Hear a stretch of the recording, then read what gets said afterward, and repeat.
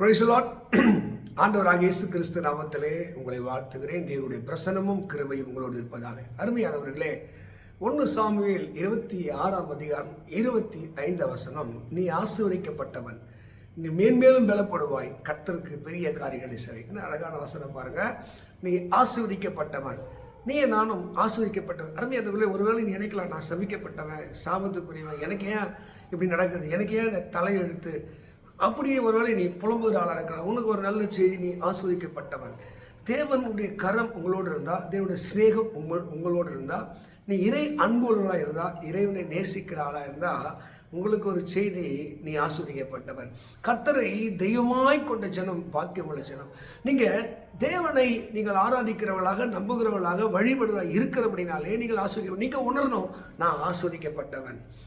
பைபிளில் பல இடத்துல யாரெல்லாம் ஆஸ்வதிக்கப்பட்டவர்கள், நான் உன்னை ஆஸ்வதித்து உன்னை பெருகவே நான் பெருக பண்ணுவேன், நீ ஆஸ்வதிக்கப்பட்ட, நான் சொன்னதை செய்ய உன்னை கைவிடுவதில்லை, நான் உன்னை விலகுவதும் இல்லை. வாக்கு கொடுத்தவர் என்ன சொல்கிறார் பாருங்க, அவர் நம்மோடு இருக்கிறபடி நம்மளை ஸ்பெஷலாக மாறான். இன்னைக்கு சொல்லுங்க, தேவன் கூட இருக்கிறார். இந்த உலகத்தில் இருப்பவனிலும் 1 யோவான் அங்கே 4 சொல்ல, உலகத்தில் இருப்ப எண்ணில் இருக்கிற இயேசு பெரியவர், வானங்கொள்ளா தேவன் பெரியவராக இருக்கிறார்.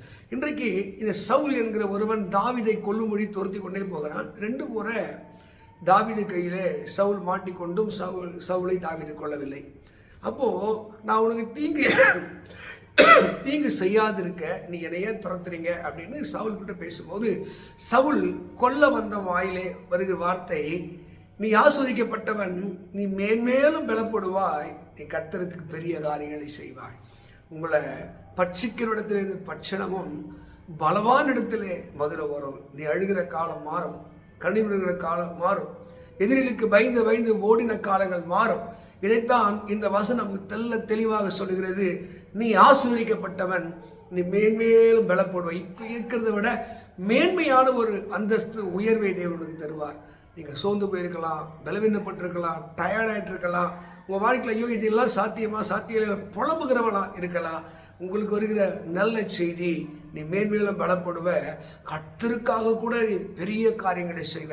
இப்படிப்பட்ட வாக்குகள் உங்கள் வாழ்க்கை நிறைவேறும், கண்டிப்பாக நிறைவேறி தீரும். ஏனென்றால் நீங்கள் இயேசுவை தெய்வமாக இரட்சகராக வழிபடுகிறபடினாலே, அவர் உள்ளத்திலே பெரியவராக இருக்கிறபடினாலே, எத்தனை தீய சக்திகள், எத்தனை எதிர்ப்பாளர்கள் மத்தியில் வந்தாலும் அவங்க வாயிலே, சபிக்க வந்த வாயிலே ஆசத்துக்கு ஒரு பாலாக்கு பீலையாவுடைய கூலி பொருந்து இஸ்ரேல் மக்களை சபிக்க அவன் போகும்போது அவன் சொல்றான், நான் ஆசீர்வதிக்க கட்டளை பெற்றவன், நான் சபிக்கத்தான் போறேன், ஆனா என் நாவு மாறி ஆசீர்வாதத்தை தருகிறது.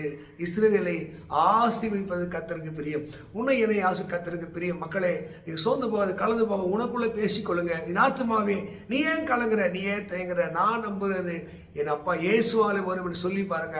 உங்கள் துயரமும் துன்பமும் மாறும். இப்போது இருக்கிற வேதனைகள் மாறும். நீங்கள் மேன்மேலும் பலப்படுவீங்க. இயேசு ராஜாவுக்காக பெரிய காரியங்களை செய்வீங்க. இந்த வேத வாக்கியத்தின்படி தேவன் உங்களை பலப்படுத்தி ஆசீர்வதிப்பாராக. God bless you. God bless you.